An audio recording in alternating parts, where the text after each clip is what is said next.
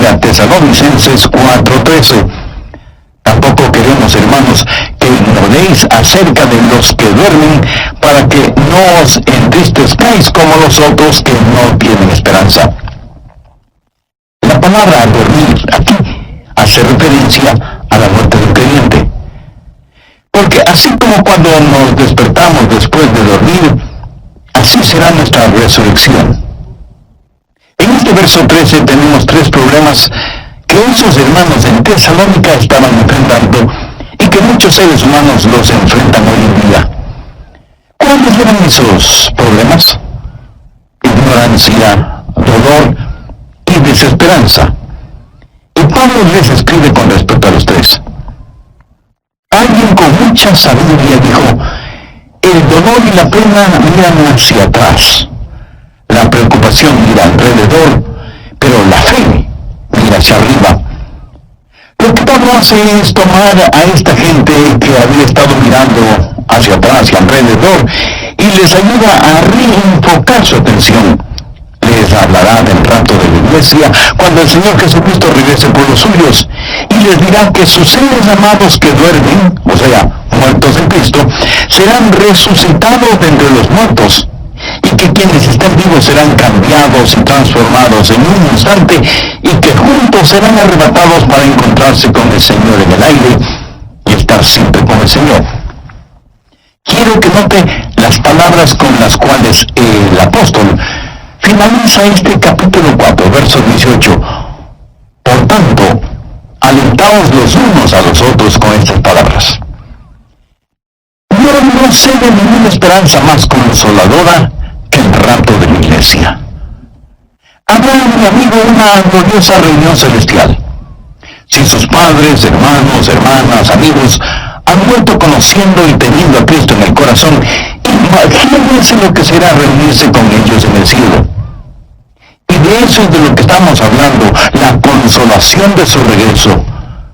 Antes cosas que oro para que el Espíritu Santo las grabe en su conciencia hoy. Tres verdades inamovibles que deben estar plantadas en su corazón y mente.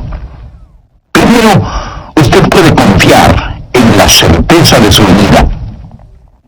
Esa es la forma en que Pablo responde a la ignorancia, el dolor y la desesperanza de ellos. Note lo que les dice en el verso 14.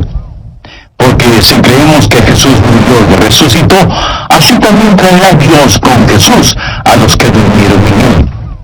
Y en los versos 15 y 16 dice: por lo cual os decimos esto en palabras del Señor, que nosotros que vivimos, que habremos quedado hasta la venida del Señor, no precederemos a los que durmieron, porque el Señor mismo con voz de mando descenderá del cielo.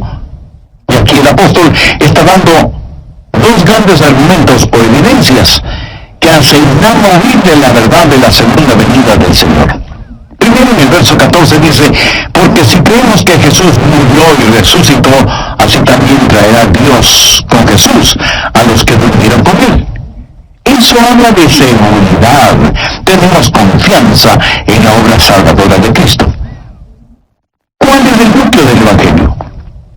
Que Cristo murió por nuestros pecados, fue sepultado y resucitó al tercer día. Eso es el Evangelio. Esa es la forma en que nos salvamos, por la muerte y la resurrección de Jesucristo. Creemos que Jesús literalmente vino a esta tierra, sufrió, murió, fue enterrado y resucitó de entre los muertos. Ese es el Evangelio. Cristo murió por nuestros pecados. Nosotros somos salvos por su gracia, porque Él pagó todo en la cruz. Escuché de un muchachito quien, habiendo recibido a Cristo como su Salvador, pidió ser bautizado. El pastor, para asegurarse que el niño entendía bien todo, le preguntó: ¿hijo, eres realmente salvo? Y el muchacho respondió: sí, pastor, soy salvo. ¿Y cómo sabes que eres salvo?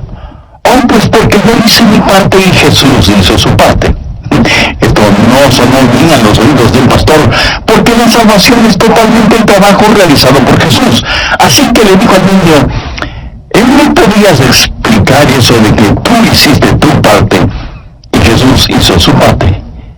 Y el niño, con una inocente sonrisa en su rostro, le dijo: claro que sí, pastor. Yo hice el acto de pecar y Él hizo el acto de salvar. Me gusta eso. La increíble teología de los niños. Ahora, ¿cómo sabemos que Jesús regresará? Porque Él ya sufrió y murió por nosotros y fue resucitado de entre los muertos. Escuche, a menos que Él regrese por nosotros, a menos que haya el rapto, el Evangelio es incompleto. Su crucifixión sin su coronación es incompleta. Es como tener noche pero no día. Es como tener frío pero jamás calor. Es como tener oscuridad pero nunca luz. Quiero decir, el Evangelio es incompleto sin la segunda venida del Señor Jesucristo. ¿Cree usted que Jesucristo resucitó? Entonces la resurrección de Él es la muestra, es la prueba de su propia resurrección, mi amigo. En el Antiguo Testamento tenían una ceremonia llamada de las primicias o los primeros frutos. Cuando la cosecha estaba madurando, iban al campo y escogían las más hermosas y cargadas de espigas de trigo o de cebada, o lo que fuera. Las ataban en manojos y las llevaban al templo en Jerusalén y las ponían en el altar, primero como agradecimiento a Dios por la cosecha que se aproximaba, y segundo, como una muestra de que toda la cosecha le pertenecía a Dios. Esta era una gran celebración, la fiesta de los primeros frutos, las primicias, lo mejor de la cosecha. Busque 1 Corintios 15, versos 22 y 23. Porque así como en Adán todos mueren, también en Cristo todos serán vivificados. Pero cada uno en su debido orden. Cristo, las primicias. Luego, los que son de Cristo en su venida. ¿No ven? Habla de una resurrección, porque la resurrección de Cristo es el primer fruto de la resurrección. ¿Resucitó Cristo literalmente de entre los muertos? Amigo, es mejor que lo crea. Volvió literalmente a salir de la tumba. Es mejor que lo crea. Este es el argumento del apóstol Pablo.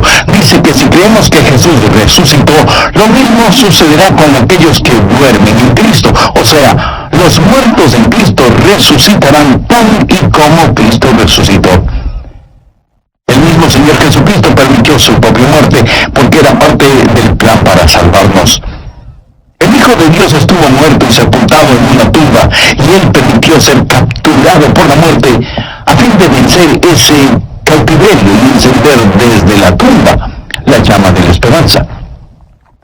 Él se levantó de entre los muertos y le quitó el aguijón a la muerte, tomó la corona de la muerte y la rompió, y porque Él es el Salvador vivo y victorioso sobre la muerte, nosotros también viviremos victoriosos sobre la muerte. Amén. Esta es la base histórica y sobrenatural de la segunda venida de Cristo. Yo creo que la segunda venida de Jesús será tan real y literal como fue su primera venida. Y creo que mi resurrección será tan real y literal como fue la de Jesús. La primera seguridad que tenemos es el trabajo salvador de Jesucristo. La segunda seguridad es la sólida palabra del Señor. Mire 1 Tesalonicenses 4:15, por lo cual os decimos esto en palabra del Señor.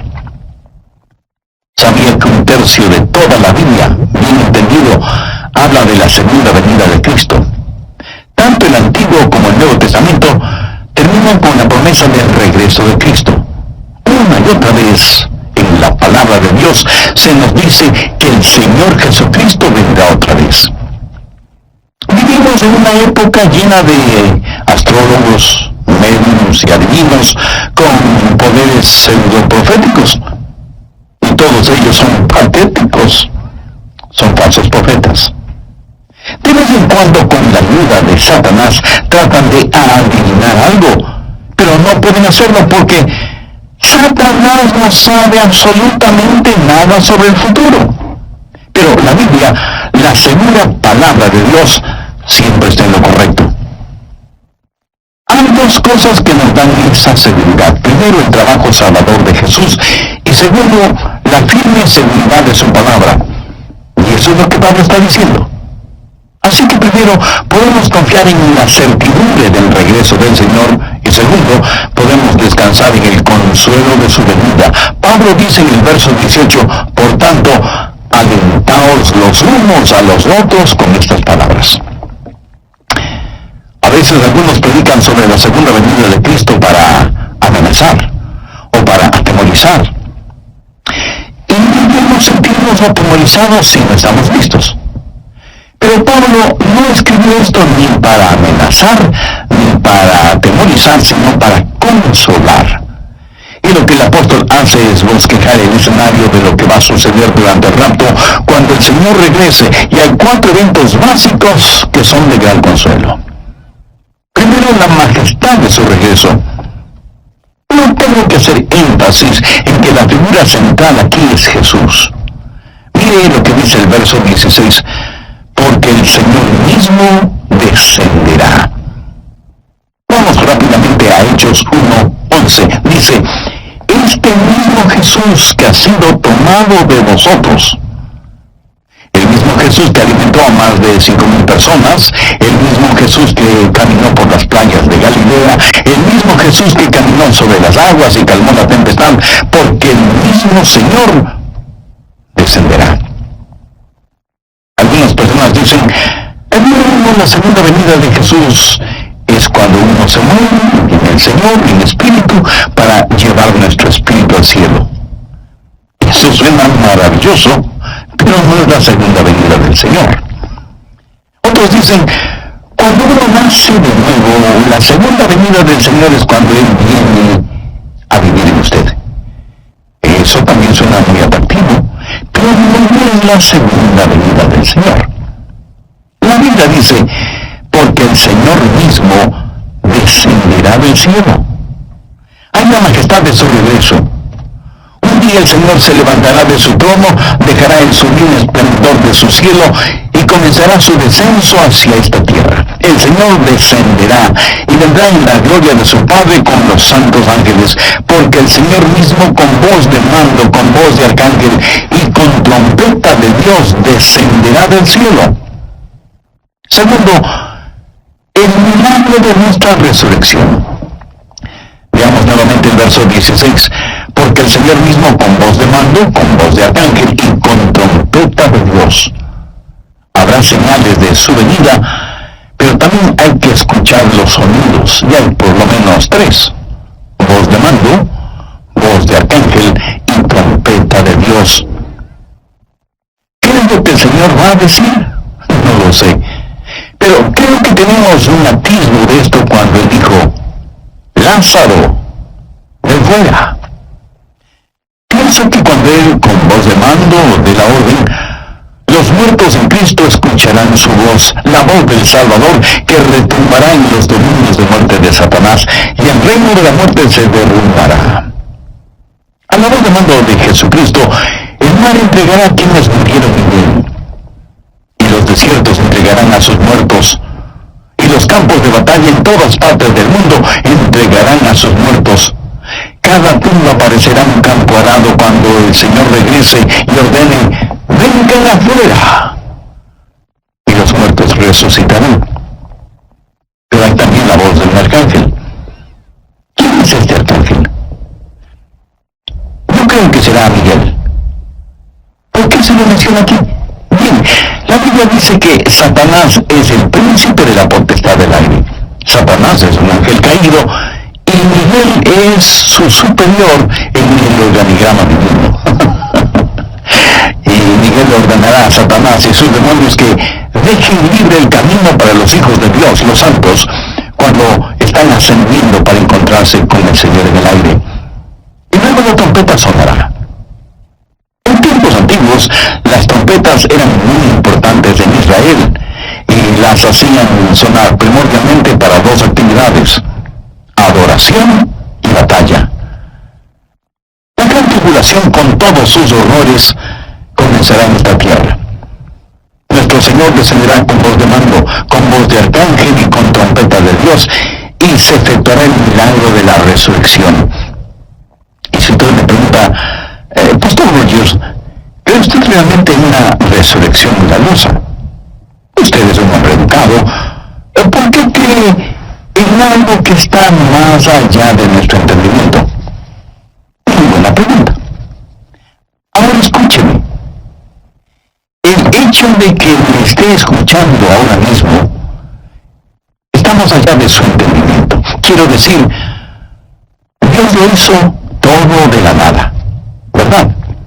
Usted en realidad no entiende el nacimiento humano. Si Dios le pudo formar a usted en el mismo vientre de su madre, no puede levantar de la tumba a alguien. Así que no se preocupe. Nuestro Dios, que es el Dios de los milagros, resucitará a los muertos, sea que usted lo crea o no. No debemos olvidar que la metamorfosis que sufre una oruga para volverse mariposa es un hermoso cuadro de la resurrección. Esa oruga, que para muchas personas es repugnante, se alimenta con hojas y vive en un mundo muy limitado, muy pequeño. Un día, algo así como la muerte llega a la vida de la oruga, y ella empieza a envolverse en una especie de mortaja, de ataúd diminuto, en donde se pasa encerrada por un tiempo. Para el mundo exterior, esa oruga está muerta. Pero la verdad es que solo está durmiendo, sin que importe nada de lo que suceda a su alrededor. Mira, es el de la resurrección. Y ella sale de su diminuto encierro, pero ya no es una oruga, ahora es una gloriosa, hermosa mariposa, brillante como el sol, diáfana como la mañana, y batiendo sus increíblemente decoradas alas, se eleva hacia el azul del cielo. ¿Es la misma criatura? Sí, pero ahora es diferente porque he experimentado una metamorfosis, o sea, un cambio de forma.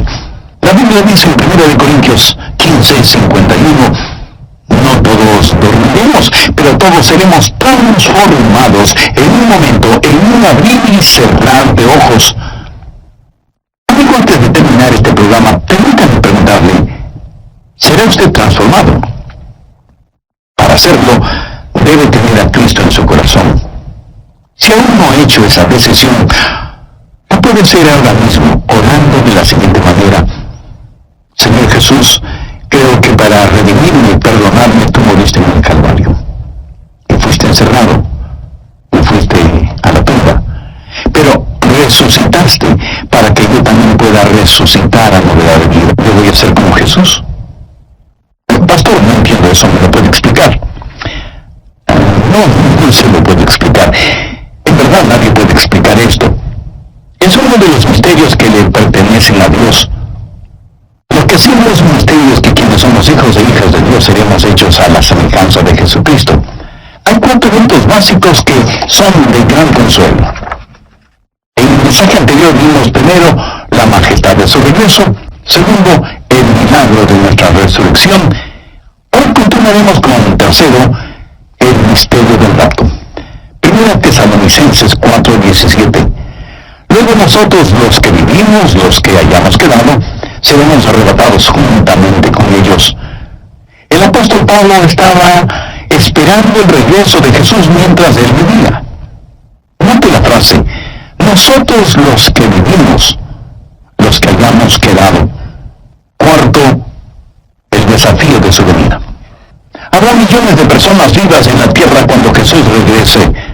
Los santos serán transformados en un momento, en un abrir y cerrar de ojos, y cuando se oiga la voz de mando, todos los salvos serán cambiados instantáneamente y arrebatados en el aire para encontrarse con el Señor. Esto es lo que conocemos como el rapto. Ahora, la palabra rapto como tal, usted no lo va a encontrar en la Biblia, pero no deje que eso le moleste. La palabra Trinidad tampoco está en la Biblia. Las palabras misiones o soberanía tampoco las encuentra en la Biblia, pero todas estas son doctrinas que se encuentran en la palabra de Dios. Se llama el rapto porque la palabra latina rapto significa agarrar, coger, hacer algo con firmeza. Ahora, si a usted no le gusta la palabra rapto, use la palabra arrebato, una de cuyas acepciones gramaticales es quitar recordar súbitamente algo de alguna parte. En la Biblia se usa esta palabra de muchas formas. Por ejemplo, asir con fuerza. Ellos querían asir a Jesús para tratar de hacerle rey. Y la Biblia dice que lo agarraron con fuerza. Ahora piénselo. Cuando sucede el rapto, usted y yo seremos tomados, asidos, agarrados por una fuerza sobrenatural. Esa fuerza es nuestro Señor. Y ni la fuerza de la gravedad, ni la fuerza de la muerte nos podrán sujetar. Esto me fascina. Significa el tomar una cosa de un lugar y ponerla en otro lugar. El apóstol Pablo dice que él fue arrebatado hasta el tercer cielo. O sea, fue sacado de este espacio terrenal. Eso es lo que el rapto será. Por ejemplo, en el capítulo 17 de los Hechos, se dice que hubo una revuelta, un tumulto en contra de Pablo, y unos lo alaban para acá y otros lo empujaban para allá, hasta que vinieron algunos soldados romanos que rescataron a Pablo y lo llevaron a un lugar seguro. Ahora escúchenme. La iglesia del Señor será arrebatada de este mundo y puesta en la seguridad del cielo, mientras los horrores de la tribulación tendrán lugar en la tierra. Seremos arrebatados en un momento, en un parpadear de los ojos, y este evento, mi estimado amigo o amiga, puede suceder en cualquier momento. A esto la Biblia lo llama un misterio. Mire lo que Pablo dice en 1 Corintios 15:51. He aquí os digo un misterio. Y describe el rapto. Y es este misterio del rapto lo que va a suceder. Y alguien podrá decir, ¿eso suena a algo sobrenatural? Pues sí. Toda nuestra fe es una fe sobrenatural. Y es mejor que usted lo crea. Déjeme darle una ilustración. Digamos que usted toma algunos pedacitos de diferentes metales, cobre, plomo, zinc, cromo, hierro, platino, oro y plata. Luego va a un campo y esparce esos pedacitos de metal por todas partes, removiendo la tierra para cubrirlos. Luego viene con un detector de metales, electromagnético, y al pasarlo por sobre la tierra, algunos metales saltarán, adhiriéndose al electromagneto. Y notará que ni el cobre, ni el plomo, ni el oro, ni la plata, ni el platino serán atraídos por el imán del electromagneto, y solamente el hierro lo será. ¿Por qué? Porque el hierro tiene la misma naturaleza del imán, por eso es atraído por el electromagneto. Cuando Jesucristo regrese, aquellos que compartimos su misma naturaleza, seremos atraídos hacia Él. La Biblia dice que somos participantes de la naturaleza divina. Si usted ha nacido de nuevo, está rumbo al cielo.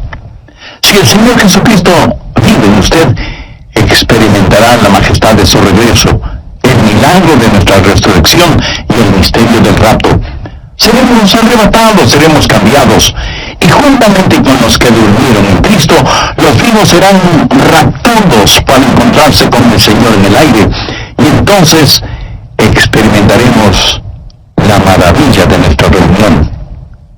1 Tesalonicenses 4:17 dice, luego nosotros los que vivimos, los que hayamos quedado, seremos arrebatados juntamente con ellos en las nubes para recibir al Señor en el aire, y así estaremos sin amados que habían muerto y Cristo no había retornado.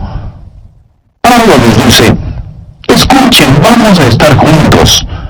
Padres, madres, hijos e hijas, hermanos y hermanas, si están dormidos en el Señor, todos juntos iremos a encontrarnos con Él en el cielo. El doctor Robert Lee fue un gran predicador de la palabra de Dios. Una de las historias personales que él alguna vez contó conmovió profundamente mi corazón. Permítame compartir esa historia con usted. Él dijo, cuando yo era un niño pequeño, vivíamos en una especie de ranchito muy pobre, y sin embargo, esa insignificante vivienda estaba hipotecada. Un día, cuando casi todos en la familia habían ido al pueblo, mi hermano y yo estábamos en el porche de la casa. Ella, sentada en una vieja silla mecedora, estaba frente a ella, mirándola, y vi las manos de mi madre, ágiles, pero marchitas. Y le pregunté: mami, ¿cuál ha sido el día más feliz de tu vida? Pensé que ella me diría que fue cuando mi papá, que es muy alto y atractivo, le declaró su amor y le pidió que fuera su esposa. Pero no mencionó eso. Pensé que ella diría que cuando se casaron y vivieron la vida matrimonial juntos por más de 50 años, hasta cuando Dios se llevó a mi papá al cielo. Pero ella no dijo eso. Ella me respondió. Me dijo: has hecho una pregunta difícil. Pero durante nuestra guerra civil, los tiempos fueron difíciles y amargos. Prácticamente todos los hombres fueron a la guerra, incluyendo tu abuelito. No teníamos mucho en el rancho. Tomábamos té hecho de sazafrás o café hecho de maíz duro, tostado y molido. Siendo niña, yo iba con las mujeres a trabajar en el campo. Esos fueron días muy duros, muy duros. Luego recibimos la noticia de que mi papá, o sea, tu abuelito, había muerto en la guerra. Y yo miré a mi mamá. Me preguntaba qué es lo que ella diría o haría, pero ella no decía mucho. Hasta me parecía que ella era incapaz de llorar. Casi siempre estaba en silencio. Mi cuerpo me quedaba junto al de ella y durante la noche yo escuchaba a mamá llorar profunda y amargamente. Pero por la mañana ella hacía desaparecer de su rostro las huellas de su llanto y se dedicaba a sus quehaceres diarios. Un día yo estuve en el porche, como tú estás ahora, junto a mi mamá. Ella tenía en su falda un recipiente lleno de guisantes y los estaba pelando. Nuestra casita estaba junto a un río. Mi madre levantó la vista de su labor y vio a un hombre caminando por el sendero del río y dijo: Elizabeth, mira, ese hombre camina como tu papá. Luego, mirando más intensamente, le dijo: hija, te digo que ese hombre se parece a tu papá.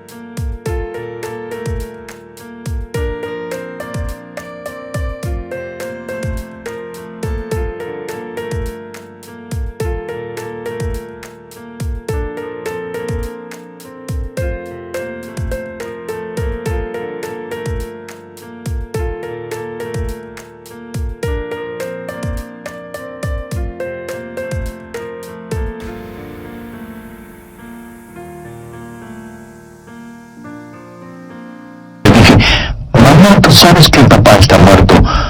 Desearía que pudiéramos traerlo de regreso, pero no podemos. No hay necesidad de que te atormentes así.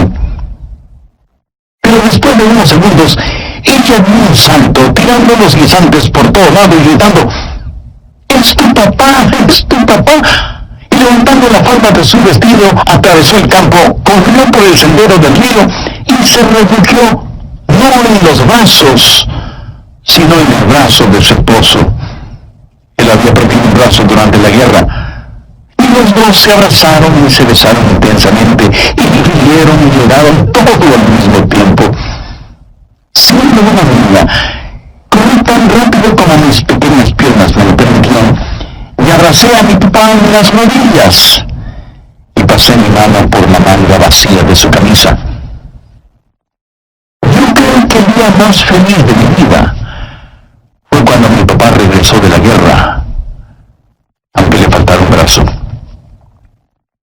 El doctor Lee terminó esta historia diciendo: el momento más feliz de mi madre es nada comparado con el gozo de ver el rostro de Jesús y tocar sus manos perforadas que abrieron en las puertas de la gracia para que nosotros podamos llegar a las puertas de la gloria. Y cuando todos estemos reunidos con el Señor, esa será una reunión para la cual no existen las palabras apropiadas para describirla. Amigos, no solo estaremos seguros de la certidumbre de su regreso y del consuelo de su retorno, sino que debemos responder. Tercero, el desafío de su venida.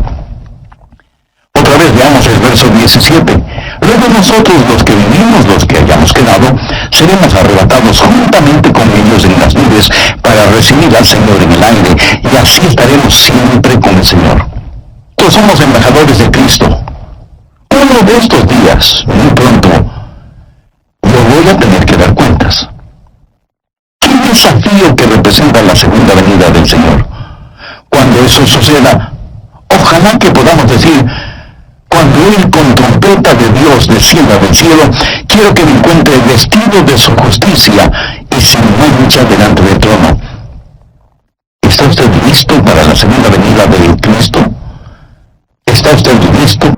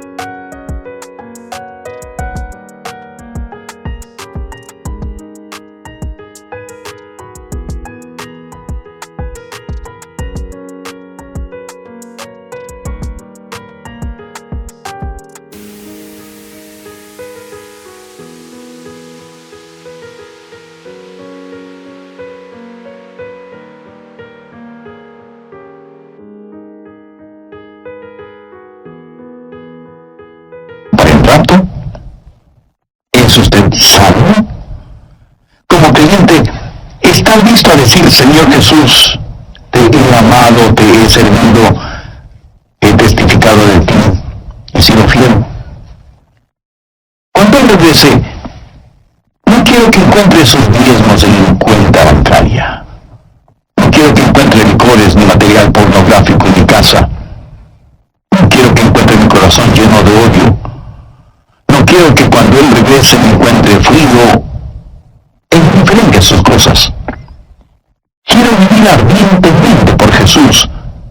Quiero que el fuego de mi vida espiritual inflame la vida espiritual de quienes me rodean: esposa, hijos, nietos, amigos, compañeros de labores, vecinos.